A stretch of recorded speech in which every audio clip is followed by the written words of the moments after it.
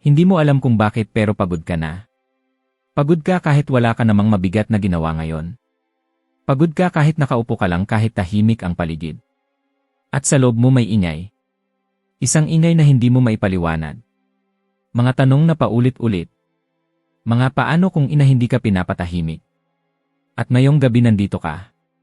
Hindi dahil gusto mo, kundi dahil kailangan mo. Kailangan mo ng maririnig. Na hindi ka husgahan. Na hindi magsasabi sa'yo na kaya mo yan. Kundi isang boses na marunong makinig. Kahit hindi ka nagsasalita.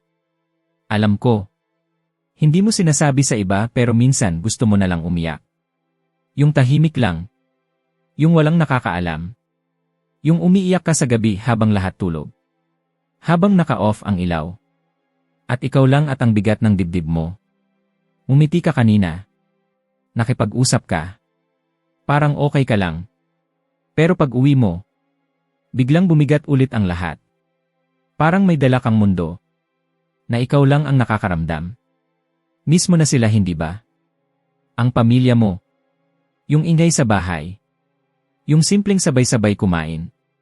Kung buri ka, mas ramdam mo to. Yung lungkot na hindi mo pwedeng ipakita. Kasi kailangan mong maging matatag. Kailangan mong magpadala. Kailangan mong tumulong. Kailangan mong magpakatatag para sa kanila. Kahit ikaw unti-unti nang napapagod. Minsan naiisip mo, sino naman ang nandito para sa akin? Kasi sanay ka na ikaw ang sandalan. Ikaw ang nagbibigay lakas. Ikaw ang nag-aayos ng lahat. Pero sino ang yayakap sa'yo? Kapag ikaw naman ang durog?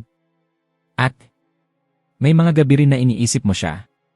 Yung taong umalis. Yung nangako pero hindi tumupad. Yung iniwan kang may tanong. At walang sagot. Sinisisi mo ang sarili mo. Pinipilit mong intindihin.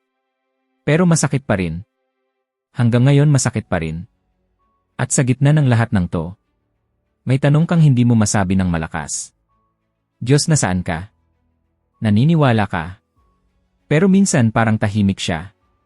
Parang hindi ka niya naririnig. Parang wala siyang ginagawa. At napapagod ka na maghintay. Pero pakinggan mo to. Hindi ka nakakalimutan ng Diyos. Kahit hindi mo siya maramdaman ngayon. Kahit tahimik ang paligid. Hindi ibig sabihin wala siya. Nakikita ka niya. Sa bawat gabing hindi ka makatulog. Sa bawat luhang pinipigilan mo.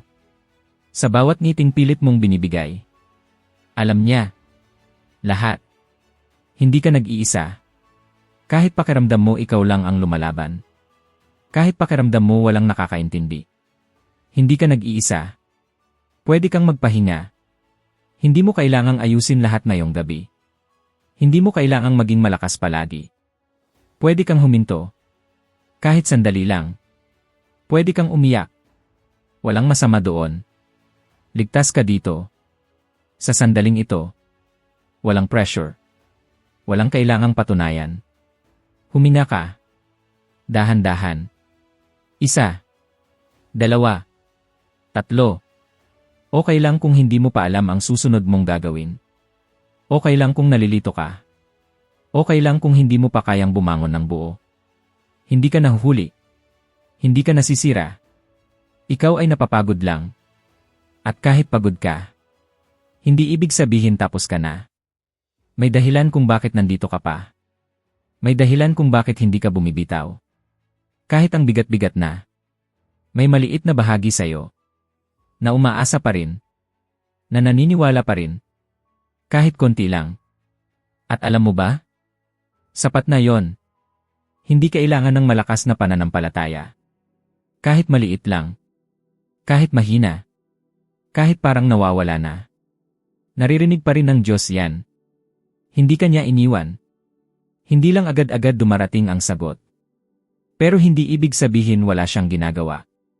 Minsan, sa gitna ng sakit, doon ka niya hinahawakan ng mas mahigpit. Hindi mo lang nararamdaman. Pero nandyan siya. Tahimik. Pero totoo. Kaya ngayong gabi, hayaan mo munang bumaba ang bigat.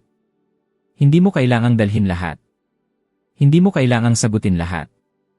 Hindi mo kailangang intindihin lahat. Hindi na yon. Ipikit mo ang mata mo. At kung gusto mo, sabihin mo lang sa kanya. Sa sarili mong paraan. Pagod na ako eh. Hindi mo kailangang maging perpekto. Hindi mo kailangang ayusin ang salita mo. Kahit simple lang. Naririnig niya yan. At habang nandito ka, habang nakikinig, gusto kong maalala mo to. Hindi ka nag-iisa. Hindi ka nakakalimutan. At hindi pa tapos ang kwento mo. Kahit mabagal. Kahit mahirap. Kahit parang walang nangyayari. May gumagalaw. Sa loob mo. Unti-unti. Tahimik. Pero totoo. Pwede kang magpahinga. Pwede kang huminga. Pwede kang hindi muna lumaban. Kahit ngayong gabi lang. Ligtas ka dito. At hindi ka nag-iisa. Hindi ka nag-iisa. Hindi ka nag-iisa. Matulog ka na. Andito lang siya. At hindi ka niya iiwan.